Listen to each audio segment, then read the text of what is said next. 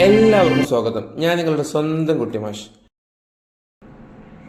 7ാം ക്ലാസ്സിലെ സാമൂഹ്യ ശാസ്ത്രത്തിൽ നിന്നും ആനുവൽ എക്സാമുമായി ബന്ധപ്പെട്ട് വരാൻ സാധ്യതയുള്ള മോഡൽ ചോദ്യങ്ങളും അവയുടെയൊക്കെ ഉത്തരങ്ങളൊക്കെയാണ് ഈ വീഡിയോയിൽ നിങ്ങളുമായിട്ട് ഞാൻ ഡിസ്കസ് ചെയ്യാൻ വേണ്ടി പോകുന്നത്.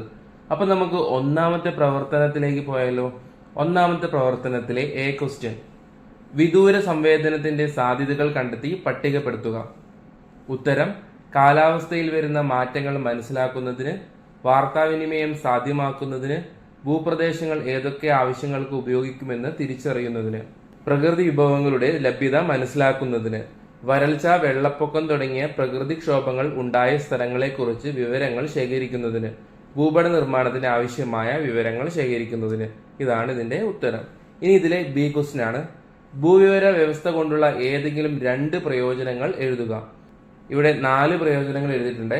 വാർത്താവിനിമയ രംഗത്ത് ഉപയോഗപ്പെടുത്തുന്നു, ടൂറിസം രംഗത്ത് ഉപയോഗപ്പെടുത്തുന്നു, കാർഷിക രംഗത്ത് ഉപയോഗപ്പെടുത്തുന്നു, വിദ്യാഭ്യാസ രംഗത്ത് ഉപയോഗപ്പെടുത്തുന്നു.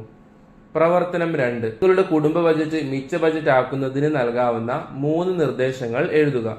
ഉത്തരം: ആഘോഷങ്ങൾ, ആഡംബരങ്ങൾ എന്നിവ ഒഴിവാക്കാം, വീട്ടിലേക്കുള്ള സാധനങ്ങൾ ഒന്നിച്ചു വാങ്ങണം, യാത്രയ്ക്കായി പൊതുഗതാഗത സംവിധാനങ്ങളെ ആശ്രയിക്കാം. ഇതിലെ ബി ക്വസ്റ്റ്യൻ: താഴെ ബ്രാക്കറ്റിൽ നൽകിയിട്ടുള്ളവയെ പ്രത്യക്ഷ നികുതി, പരോക്ഷ നികുതി എന്നീ തലക്കെട്ടുകൾ നൽകി വർഗീകരിക്കുക. ബ്രാക്കറ്റിലുള്ളത് ഞാൻ വായിക്കാം. സ്വത്ത് നികുതി, കെട്ടിട നികുതി, ആദായ നികുതി, വസ്തു നികുതി, വിൽപ്പന നികുതി, എക്സൈസ് നികുതി, വിനോദ നികുതി, കസ്റ്റംസ് നികുതി. ഉത്തരം: പ്രത്യക്ഷ നികുതി ഏതൊക്കെയാണ് നമുക്ക് നോക്കാം. സ്വത്ത് നികുതി, കെട്ടിട നികുതി, ആദായ നികുതി, വസ്തു നികുതി ഇതൊക്കെ പ്രത്യക്ഷ നികുതിയിൽ വരുന്നതാണ്. ഇനി അടുത്ത ഏതാണ്? പരോക്ഷ നികുതി. ഈ പരോക്ഷ നികുതിയിൽ വരുന്നത് ഏതൊക്കെയാണ്? വിനോദ നികുതി, കസ്റ്റംസ് നികുതി, വിൽപ്പന നികുതി, എക്സൈസ് നികുതി. പ്രവർത്തനം 3: അതിലെ എ ക്വസ്റ്റ്യൻ: ധനനയം എന്നാൽ എന്ത്? ഇതിന്റെ ലക്ഷ്യങ്ങൾ എന്തെല്ലാം? ആദ്യം നമുക്ക് ധനനയം എന്നാൽ എന്തെന്ന് നോക്കാം. പൊതുവരുമാനം, പൊതുചെലവ്, പൊതുകടം എന്നിവയെ സംബന്ധിച്ച് സമഗ്രമായ സർക്കാർ നയമാണ് ധനനയം എന്നറിയപ്പെടുന്നത്. ഇനി നമുക്ക് ധനനയത്തിന്റെ ലക്ഷ്യങ്ങൾ നോക്കിയാലോ. സാമ്പത്തിക വളർച്ച ത്വരിതപ്പെടുത്തുക, തൊഴിലവസരങ്ങൾ സൃഷ്ടിക്കുക, അധിക ചെലവുകൾ നിയന്ത്രിക്കുക, വരുമാന വിതരണത്തിലെ അസമത്വം ഇല്ലാതാക്കുക. ഈ പ്രവർത്തനത്തിലെ ബി ക്വസ്റ്റ്യൻ: കുടുംബ ബജറ്റ് സുസ്ഥിരമാകുന്നത് എപ്പോഴാണ്? ഓപ്ഷൻസ് ഉണ്ട്. വരവ് ചെലവിനേക്കാൾ കൂടുമ്പോൾ, വരവും ചെലവും തുല്യമാകുമ്പോൾ, ചെലവ് വരവിനേക്കാൾ കൂടുമ്പോൾ, ഇവയെല്ലാം സംഭവിക്കുമ്പോൾ. ഉത്തരം: വരവ് ചെലവിനേക്കാൾ കൂടുമ്പോൾ.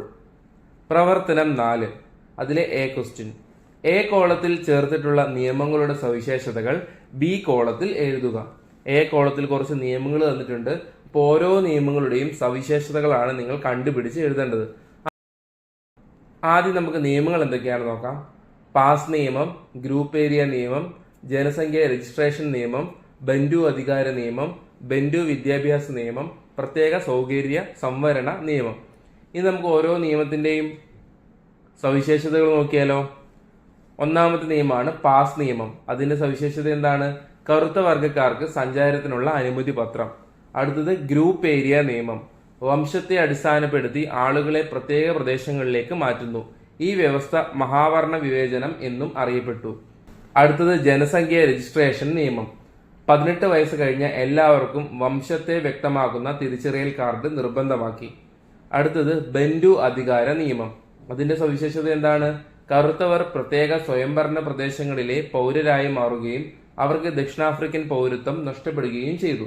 അടുത്ത നിയമമാണ് ബന്ധു വിദ്യാഭ്യാസ നിയമം. കറുത്ത വർഗക്കാർക്ക് പരമ്പരാഗത രീതിയിലുള്ള വിദ്യാഭ്യാസത്തിന് മാത്രം അവകാശം. അവസാനത്തെ നിയമമാണ് പ്രത്യേക സൗകര്യ സംവരണ നിയമം. അതിന്റെ സവിശേഷത: പൊതുസ്ഥലങ്ങളിൽ വംശവെറി വ്യക്തമാക്കുന്ന ബോർഡുകൾ സ്ഥാപിച്ചു. കറുത്തവർ പ്രത്യേക സ്വയംഭരണ പ്രദേശങ്ങളിലെ പൗരരായി മാറുകയും അവർക്ക് ദക്ഷിണാഫ്രിക്കൻ പൗരത്വം നഷ്ടപ്പെടുകയും ചെയ്തു. വെള്ളക്കാർ കൊണ്ടുവന്ന ഏത് നിയമത്തെ തുടർന്നാണ് ഇങ്ങനെ സംഭവിച്ചത്? നമ്മൾ കുറച്ചു മുന്നേ പഠിച്ചില്ലേ ആ നിയമങ്ങളെ കുറിച്ച് പഠിച്ചപ്പോൾ? ഓപ്ഷൻസ് വായിക്കാം. പാസ് നിയമം, ബന്ധു നിയമം, ജനസംഖ്യ രജിസ്ട്രേഷൻ നിയമം, പ്രത്യേക സംവരണ നിയമം. ഉത്തരം എന്താണ്? ബന്ധു നിയമം. അടുത്ത ചോദ്യം: ദക്ഷിണാഫ്രിക്കക്കാർ വീട്ടിലിരിപ്പ് സമരം നടത്താൻ ഇടയായ സാഹചര്യങ്ങൾ എന്തെല്ലാം? വോട്ടവകാശം, വർണ്ണവിവേചനം ഇല്ലാത്ത ഭരണഘടന, പാസ് നിയമങ്ങൾ പിൻവലിക്കൽ, എന്നീ ആവശ്യങ്ങൾ ഉന്നയിച്ച് വീട്ടിലിരിപ്പ് എന്ന പുതിയ സമര രീതി ദക്ഷിണാഫ്രിക്കക്കാർ സംഘടിപ്പിച്ചു. ആഫ്രിക്കൻ നാഷണൽ കോൺഗ്രസും ദക്ഷിണാഫ്രിക്കൻ ഇന്ത്യൻ കോൺഗ്രസുമാണ് ഈ സമരത്തിന് നേതൃത്വം നൽകിയത്. തദ്ദേശീയരും ഇന്ത്യക്കാരുമായ തൊഴിലാളികൾ ഈ സമരത്തിൽ പങ്കെടുത്തു. രാജ്യത്തെ ഫാക്ടറികൾ, തുണിമില്ലുകൾ, വിദ്യാലയങ്ങൾ ഇവയെല്ലാം അടഞ്ഞുകിടന്നു. ഈ പണിമുടക്ക് വർണ്ണവിവേചന വിരുദ്ധ പ്രസ്ഥാനത്തിന്റെ ഐക്യവും ശക്തിയും വെളിപ്പെടുത്തി. ദക്ഷിണാഫ്രിക്കൻ സ്വാതന്ത്ര്യ സമര ചരിത്രത്തിലെ സുപ്രധാന സമരമായിരുന്നു വീട്ടിലിരിപ്പ് സമരം. പ്രവർത്തനം 5. അതിലെ എ ക്വസ്റ്റ്യൻ. താഴെ നൽകിയിരിക്കുന്ന ചിത്രങ്ങൾ ഏതൊക്കെയെന്ന് തിരിച്ചറിയുക. ഒന്നാമത്തെ ചിത്രം തൊപ്പിക്കല്ലിൻ്റെതാണ്. രണ്ടാമത്തെ ചിത്രം കുടക്കല്ലിന്റെ ചിത്രമാണ്. മൂന്നാമത്തെ ചിത്രം മുനിയറയുടെ ചിത്രമാണ്. ഇതൊക്കെ നിങ്ങളുടെ ടെക്സ്റ്റ് ബുക്കിലുള്ളതാണ്. അപ്പൊ നിങ്ങൾ ഇതൊക്കെ ഒന്ന് മനസ്സിലാക്കി വെക്കുക. പരീക്ഷയിൽ ഇത് ചോദിക്കാൻ സാധ്യതയുണ്ട്. ഇതിലെ ബി ക്വസ്റ്റ്യൻ. ചുവടെ ചേർത്തിട്ടുള്ള വിദേശ സഞ്ചാരികൾ ഏത് രാജ്യവുമായി ബന്ധപ്പെട്ടിരിക്കുന്നു എന്ന് ബ്രാക്കറ്റിൽ നിന്നും കണ്ടെത്തി പട്ടിക പൂർത്തിയാക്കുക.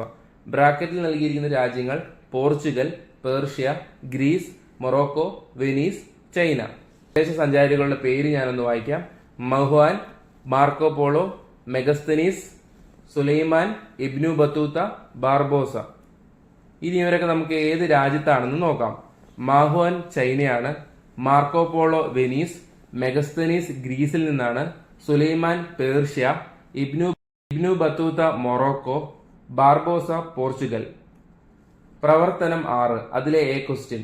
ദക്ഷിണാഫ്രിക്ക എന്ന രാജ്യത്തിന്റെ സ്ഥാനവുമായി യോജിക്കുന്ന പ്രസ്താവന താഴെ തന്നിരിക്കുന്നവയിൽ ഏതാണ്? പ്രസ്താവനകൾ ഞാൻ വായിക്കാം. വൈവിധ്യമാർന്ന ഭൂപ്രകൃതിയുള്ള രാജ്യം, ഇന്ത്യൻ മഹാസമുദ്രവും അറ്റ്ലാന്റിക് സമുദ്രവുമായി അതിർത്തി പങ്കിടുന്ന രാജ്യം, ധാതുസമ്പത്ത് ധാരാളമായുള്ള രാജ്യം, ഇതെല്ലാം തന്നെ ദക്ഷിണാഫ്രിക്കയുടെ സവിശേഷതകളാണ്. അതുകൊണ്ട് തന്നെ എല്ലാം ശരിയാണ്. അപ്പോൾ ഉത്തരം ഇവയെല്ലാം. ഇതിലെ ബി ക്വസ്റ്റ്യൻ. ദക്ഷിണാഫ്രിക്ക കോളനിയാക്കി മാറ്റാൻ ബ്രിട്ടൻ ശ്രമിച്ചത് എന്തുകൊണ്ട്?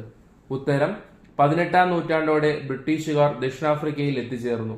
ലോകത്തിന്റെ വിവിധ ഭാഗങ്ങളിൽ കൂടുതൽ ഭൂപ്രദേശങ്ങൾ സ്വന്തമാക്കുക, ആഫ്രിക്കൻ വൻകരയിലെ അളവറ്റ സമ്പത്ത് കൈക്കലാക്കുക, മറ്റ് യൂറോപ്യൻ രാജ്യങ്ങൾക്ക് മേൽ അധികാരം സ്ഥാപിക്കുക തുടങ്ങിയ ലക്ഷ്യങ്ങളോടെയാണ് ബ്രിട്ടൻ ദക്ഷിണാഫ്രിക്കയെ കോളനിയാക്കാൻ ശ്രമിച്ചത്. പ്രവർത്തനം 7. അതിലെ എ ക്വസ്റ്റ്യൻ. ലൈംഗിക കുറ്റകൃത്യങ്ങളിൽ നിന്നും കുട്ടികളെ സംരക്ഷിക്കുന്നതിനായി നമ്മുടെ രാജ്യത്ത് നിലവിൽ വന്ന നിയമം ഏത്? ഉത്തരം പോക്സോ ആക്ട്. അത് 2012-ലാണ് നിലവിൽ വന്നത്. ഇനി ഇതിലെ ബി ക്വസ്റ്റ്യൻ. നമ്മുടെ രാജ്യത്ത് നിർമ്മിക്കപ്പെടുന്ന നിയമങ്ങളുടെ ഉറവിടമാണ് ഭരണഘടന എന്ന് പറയാൻ കാരണം എന്ത്? ഉത്തരം നമ്മുടെ ഭരണഘടന രാഷ്ട്രത്തിന്റെ അടിസ്ഥാന നിയമസംഹിതയാണ്. ഭരണഘടനാ വ്യവസ്ഥകൾക്ക് അനുസൃതമായി മാത്രമേ കേന്ദ്ര സംസ്ഥാന സർക്കാരുകൾക്ക് ഏതൊരു നിയമവും നിർമ്മിക്കാൻ കഴിയൂ. സർക്കാരുകൾക്ക് നിയമങ്ങൾ നിർമ്മിക്കാനും നടപ്പിലാക്കാനും കഴിയുന്ന അതിരുകൾ ഭരണഘടന നിർവചിച്ചു നൽകുന്നു എന്നർത്ഥം. നിയമത്തിന്റെ വ്യവസ്ഥ എന്ന നിലയിലും സ്രോതസ് എന്ന നിലയിലും പരമോന്നത സ്ഥാനമാണ് ഭരണഘടനയ്ക്ക്. പ്രവർത്തനം 8. അതിലെ എ ക്വസ്റ്റ്യൻ. തന്നിട്ടുള്ള വിളകൾ കൃഷി ചെയ്യുന്ന 2 സംസ്ഥാനങ്ങളുടെ വീതം പേരെഴുതി പട്ടിക പൂർത്തിയാക്കുക. ഇവിടെ 3 വിളകളുടെ പേര് തന്നിട്ടുണ്ട്. നെല്ല്, ഗോതമ്പ്, പരുത്തി. ഇവ 3ഉം കൃഷി ചെയ്യുന്ന സംസ്ഥാനങ്ങളുടെ പേരെഴുതാനാണ് പറയുന്നത്. ഇനി ഉത്തരത്തിലേക്ക് പോയാലോ. നെല്ല് കൃഷി ചെയ്യുന്ന സംസ്ഥാനങ്ങൾ ഏതൊക്കെയാണ്? പശ്ചിമ ബംഗാൾ, തമിഴ്നാട്. ഗോതമ്പോ? ഉത്തർപ്രദേശ്, പഞ്ചാബ്. പരുത്തിയോ? മഹാരാഷ്ട്ര, ഗുജറാത്ത്. ഇതിലെ ബി ക്വസ്റ്റ്യൻ. രാജ്യത്തെ ഭക്ഷ്യക്ഷാമവും ദാരിദ്ര്യവും ഇല്ലാതാക്കുന്നതിന് ഹരിത വിപ്ലവം സഹായകരമായി. ഈ പ്രസ്താവന എത്രത്തോളം ശരിയെന്ന് വിലയിരുത്തി ഒരു കുറിപ്പ് തയ്യാറാക്കുക. ഉത്തരം സ്വാതന്ത്ര്യാനന്തര കാലഘട്ടത്തിൽ ഇന്ത്യ അഭിമുഖീകരിച്ചിരുന്ന ഏറ്റവും വലിയ പ്രതിസന്ധിയായിരുന്നു ദാരിദ്ര്യവും ഭക്ഷ്യക്ഷാമവും. ഈ പ്രതിസന്ധി തുടച്ചു നീക്കി രാജ്യത്തെ ദാരിദ്ര്യം കുറച്ചു കൊണ്ടുവരാൻ ഹരിത വിപ്ലവത്തിന് സാധിച്ചു. ഇന്ത്യൻ കാർഷിക ഗവേഷണ കൗൺസിലിന്റെ ആദ്യ ഡയറക്ടർ കൂടിയായിരുന്ന ഡോക്ടർ MS സ്വാമിനാഥനാണ് ഇന്ത്യൻ ഹരിത വിപ്ലവത്തിന്റെ പിതാവ്. പ്രത്യുൽപാദന ശേഷിയുള്ള വിത്തിനങ്ങൾ, രാസവളങ്ങൾ, കീടനാശിനികൾ, പുത്തൻ സാങ്കേതിക വിദ്യകൾ, കുറഞ്ഞ നിരക്കിൽ കർഷകർക്ക് വായ്പ, ശാസ്ത്രീയ ജലസേചനം എന്നീ മാർഗങ്ങളിലൂടെയാണ് ഹരിത വിപ്ലവത്തിന്റെ ഫലമായി ഇന്ത്യയിൽ ഉൽപാദനം വർദ്ധിച്ചത്. പ്രധാനമായും ഗോതമ്പ് ഉൽപാദനമാണ് ആദ്യകാലത്ത് വലിയ തോതിൽ വർദ്ധിച്ചത്. എല്ലാ കാർഷിക വിളകളുടെ ഉൽപാദനവും ഹരിത വിപ്ലവത്തിലൂടെ അഭിവൃദ്ധി പ്രാപിച്ചു. തൽഫലമായി ഭക്ഷ്യോൽപാദനത്തിൽ ഇന്ത്യ സ്വയം പര്യാപ്തത കൈവരിച്ചു.